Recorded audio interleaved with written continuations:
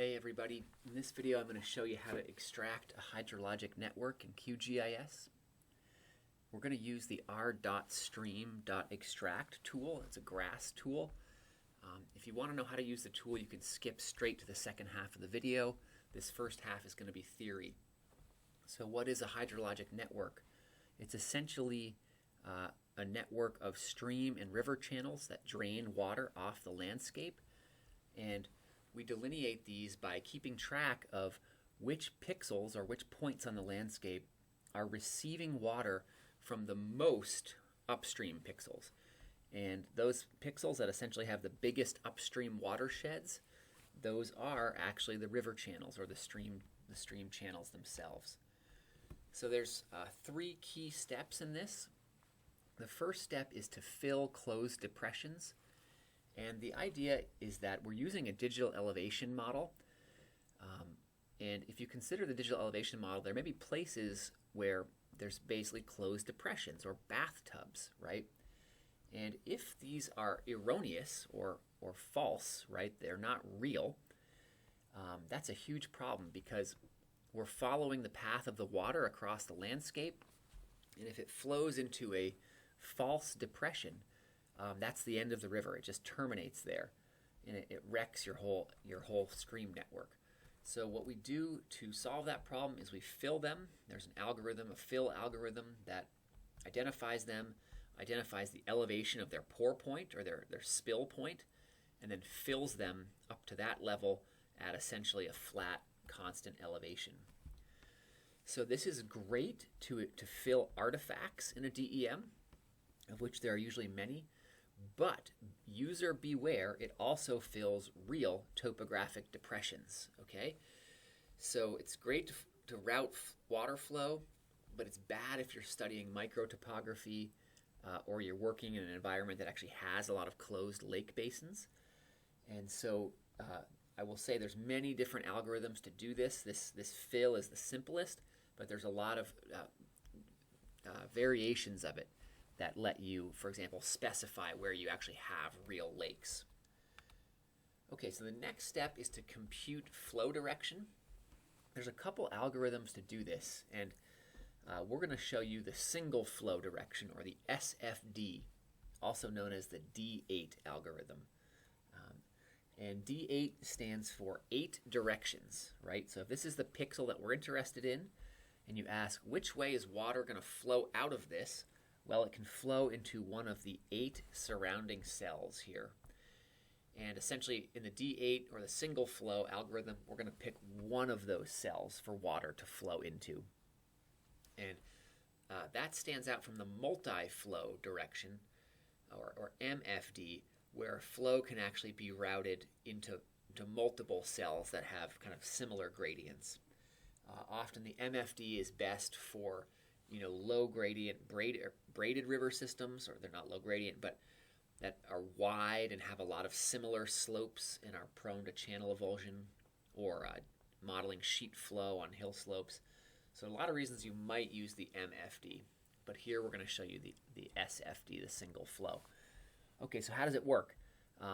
It's very simple. We compute the gradient between the central pixel and all the neighboring pixels, okay?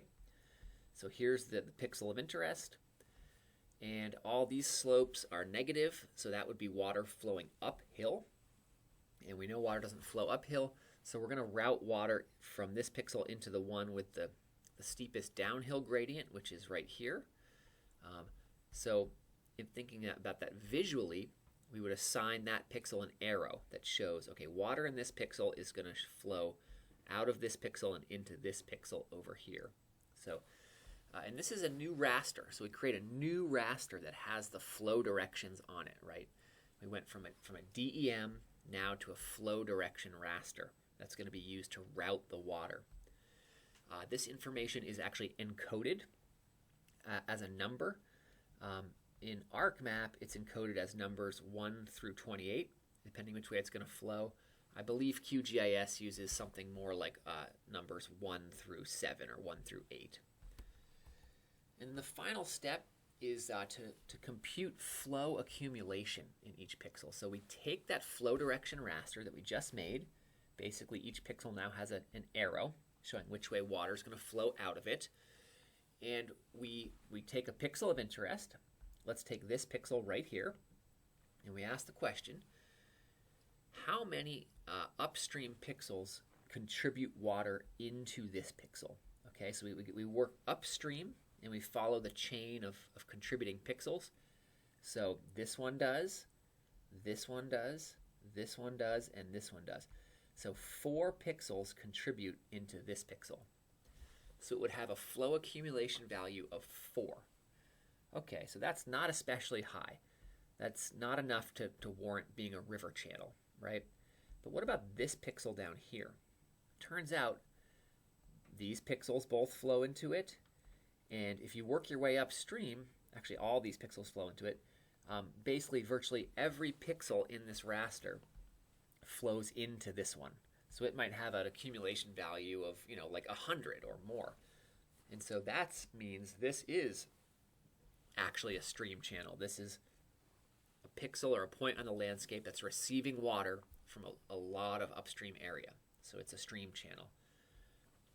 Okay, and so now that we have our flow accumulation raster, importantly, in the flow accumulation raster, the value of each pixel now is the number of contributing cells, right? That's what it is.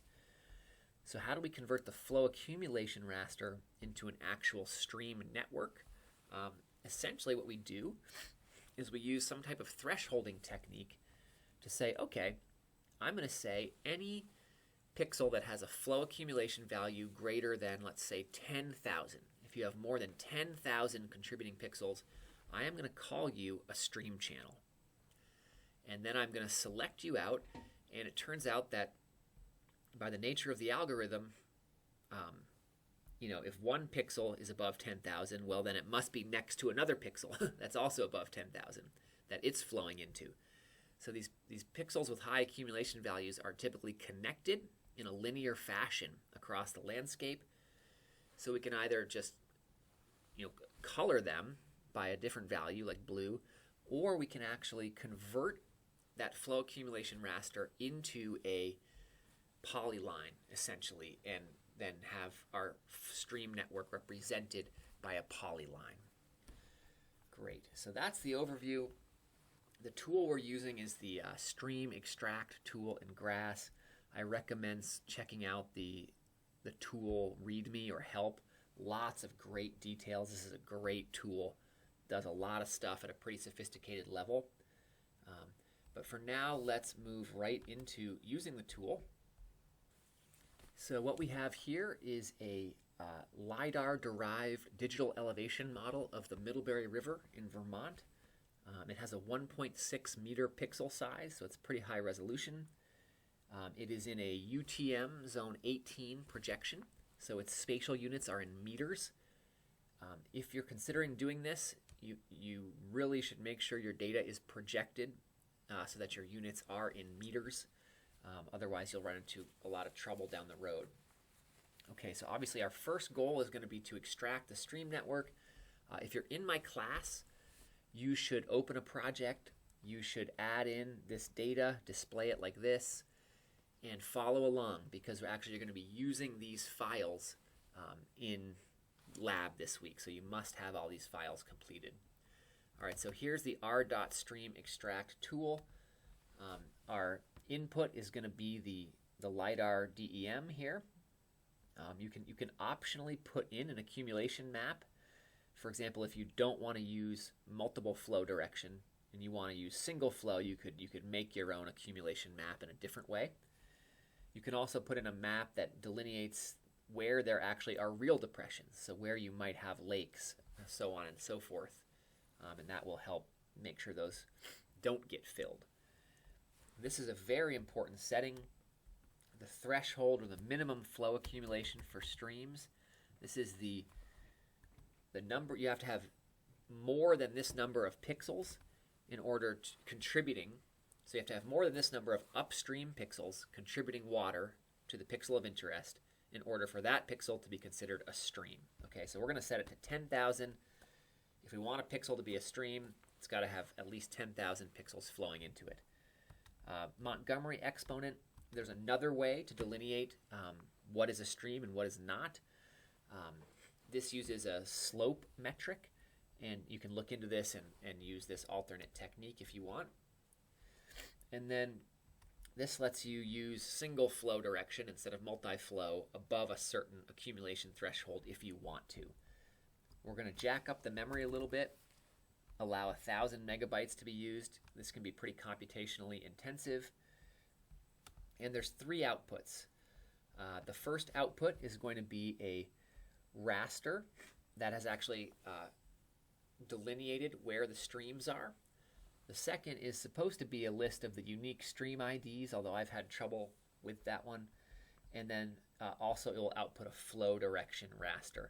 So I am going to take a minute and actually define file names for each of these and save them in a directory. Okay, so I assigned an appropriate file name to each of these outputs. Let's give it a run. It usually takes 1 or 2 minutes on my computer. It may take more, potentially a lot more on your computer if it's slow. Okay, so it finished, and let's take a look at what we've got. So the thing that came out on top is the actual stream output layer. So this is not a flow accumulation layer. This is something close to a binary raster that has been output. I'm going to actually turn off these underlying things. So what it is, it's a raster in which any pixel that was above a certain accumulation threshold was assigned a value. Any pixel that was below that accumulation threshold was assigned no data. So if I click around on this layer using the identify tool, you can see most of the pixels have a no data value. But except for the pixels within the stream channel itself, and those actually have essentially what appears to be an arbitrary number, which is an identifier number for that particular stream segment. So it really doesn't tell you anything except for that is a stream segment and it has a unique ID.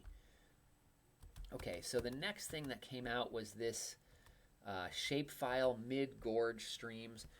These seem to be empty for me. I'm not sure why, so I'm just ignoring them, and actually might as well just remove it. And then the next thing is this flow direction raster. So if you look at the flow direction raster, as we discussed, each value in it ranges between kind of 1 and 8, showing you which direction that pixel is discharging water. Well, thanks so much, everybody. Stay tuned in the next video where we're going to convert this stream raster into a network of polylines.